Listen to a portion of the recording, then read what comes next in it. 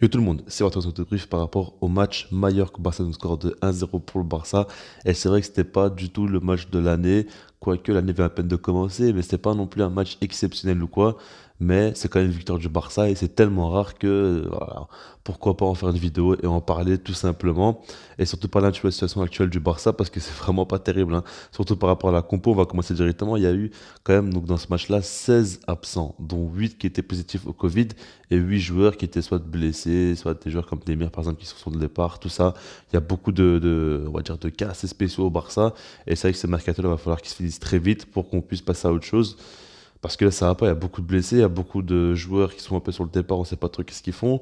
Il y a beaucoup de joueurs positifs au Covid aussi, il va falloir qu'ils arrêtent un petit peu de faire de la fête et qu'ils se concentrent. Et puis sinon, par rapport à la compo, ben, il y a eu De Jong qui a été placé en tant que numéro 6, ça c'est assez intéressant. Araujo en tant que latéral gauche, et je trouve ça assez logique parce que beaucoup disent, mais pourquoi il met Araujo à latéral gauche alors qu'on sait très bien que nos deux seuls latéraux, on va dire entre guillemets, disponibles, c'est lui et Mingueza. Mingueza qui joue latéral droit, gauche, tout ce que vous voulez, il est catastrophique. Donc autant le mettre sur son bon pied à droite, et alors on sait très bien que lui, c'est un guerrier, quoi qu'il arrive, il se donnera à fond à droite ou à gauche, c'est la même chose pour lui. Et donc voilà. Après, par rapport à la première période, ça a commencé avec un Barça qui a voulu quand même presser assez haut, avoir de bonnes intentions, essayer de se créer des occasions, tout ça, mais ils avaient du mal, hein. À chaque fois qu'on arrivait dans les 20-30 derniers mètres, ça commençait vraiment à devenir compliqué pour le Barça. Ce que j'ai surtout retenu au début de cette première mi-temps, c'était vraiment Ilias. Ilias a un match vraiment intéressant. Comme on voit que c'est un pur ailier, clairement. Il aime beaucoup les 1 contre 1, il aime beaucoup dribbler, il aime beaucoup provoquer, tout ça. Et il faisait beaucoup de bien parce qu'il créait un petit peu de différence. Il osait vraiment prendre des risques. Et c'était vraiment l'un des seuls à faire ça, clairement. On l'a vu, donc vraiment, il a été intéressant, j'ai trouvé. Il n'a pas non plus été monstrueux. Et d'ailleurs, je trouve que son vrai défaut, lui, c'est dans le dernier geste, hein. Au niveau de sa finition, c'est pas terrible. Sa frappe de balle, ça se fait toujours un petit peu molle. Pas terrible, terrible ses frappes, tout ça. Mais en tout cas, dans l'idée, dans son positionnement, tout ça, il me paraît quand même assez intéressant. La combinaison avec Mingueza, il essaie d'être présent. Et ça, j'ai aimé. Après, ce qu'il faut dire, c'est que Lucky Luke, vraiment, il a été impressionnant, hein, parce que le type, il nous fait une frappe sur le poteau. Déjà, j'étais assez surpris. Et après ça, il nous met une retournée qui touche la barre transversale. Enfin, et en plus de ça, la retournée, c'était pas n'importe quoi, hein. Vraiment, le mouvement, il était magnifique. L'équilibre était vraiment très clairement présent. Et il a failli mettre le but de l'année, hein. Même le but de la saison, je pense en Liga, franchement, il a vraiment très très bien joué le coup, mais après, il n'a pas eu de réussite 2 fois de suite. Et puis, devinez quoi, il finit par marquer.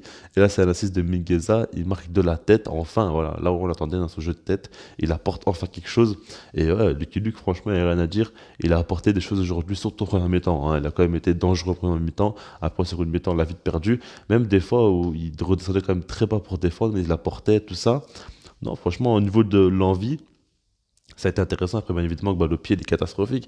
Mais voilà, quand même, c'est déjà bien. Il a apporté quelque chose. Donc voilà, le Barça marque juste avant la fin de la première mi-temps. Et là, c'est parfait pour nous. Comme ça, on arrive à la seconde mi-temps un peu plus tranquille quand même.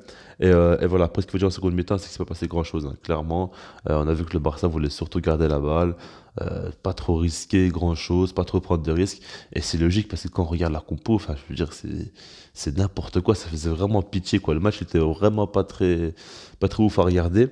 Mais après, il y a des choses quand même assez négatives pour le Barça, c'est que la 70e minute de jeu, il y a Nico qui sort et on ne sait pas trop s'il est blessé ou si c'était crampe, mais j'ai l'impression que c'était un petit peu musculaire. Alors, il faudra voir, hein, si ça se confirme ou non, mais j'ai des petits doutes là-dessus. Et puis donc c'est Alvaro Sanz qui est rentré à sa place, qui fait sa première en équipe première aussi justement. Et puis 5 minutes plus tard, c'est Mingueza qui sort sur blessure, donc c'est pas une grande perte.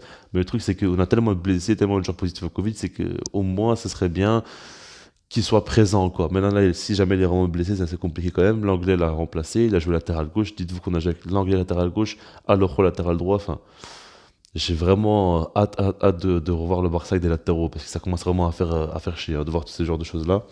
Mais voilà, après aussi, il y a Sakomash qui est sorti, mais lui, c'était pas sur blessure.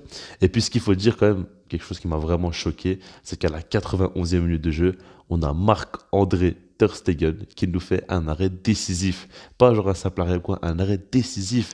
En toute fin de match, il y a eu une occasion, moi, franchement, pour moi, c'était but, hein. Quand j'ai vu le centre arriver, le joueur qui était un petit peu seul, pour moi, c'était but, comme d'habitude, quoi. Mais non, là, il a mis son bras en opposition, il a fait un bel arrêt, hein, Ter Stegen, franchement. Et ce qui est intéressant, je sais pas si vous avez remarqué, mais il a lâché toute sa haine, toute sa rage après ce but. Il arrêtait pas de crier comme un fou tout seul. Ça se voit vraiment que ça l'a libéré, que ça l'a fait du bien de sortir enfin un arrêt important, quoi, un arrêt décisif. C'est grâce à lui aussi qu'on a les 3 points aujourd'hui. Donc ça fait quand même très très plaisir. Mais voilà, donc finalement le Barça s'attend quand même très bien. Il y a pas eu grand-chose en fait. Ce qu'il faut dire surtout, c'est que quand Nico est sorti, on a beaucoup perdu le contrôle au milieu de terrain, que Mallorca a été quand même beaucoup mieux en seconde mi-temps, surtout dans les 20-30 dernières minutes de jeu. Ils ont été quand même bien au-dessus du Barça. Mais voilà, on arrache quand même les 3 points. Première mi-temps, on a quand même bien fait le job, sans plus. Mais voilà, il faut dire qu'il n'y a eu aucun automatisme entre les joueurs, hein. Vraiment, il n'y avait aucune connexion ou quoi, est-ce qu'elle ne sait pas du tout. De Jong en position numéro 6. Bah, je suis assez mitigé parce que moi je trouve qu'il pourrait bien apporter si l'effectif est présent, si on a des ailiers, on a un Ferran Torres, pourquoi pas en neuf ou quoi. Je pense qu'il pourrait beaucoup apporter, mais là aujourd'hui, en fait, balle au pied, quand on a le Barça à la balle, ça, il est quand même très intéressant en position de 6 parce qu'il a le jeu face à lui et il arrive à trouver des angles de place assez intéressants, tout ça. Mais défensivement, des fois, il se faisait éliminer vraiment facilement. On voit qu'on n'a pas trop l'habitude de défendre aussi bas constamment, tout ça. Il a l'habitude de faire des retours défensifs, là, il est intéressant. Mais quand il doit vraiment défendre en un contre un, c'est autre chose. On le voit quand il est face à son adversaire, c'est difficile. Quand il vient par derrière, c'est plus simple pour lui. Donc, du coup, voilà, il faudra vraiment qu'il s'améliore défensivement parce que c'était pas non plus terrible, terrible. Mais voilà, après, ce qu'il faut dire par rapport au match, voilà, comme je dis, il a ça comme match intéressant. De Jong en 6, pourquoi pas, mais il faudra encore travailler ça.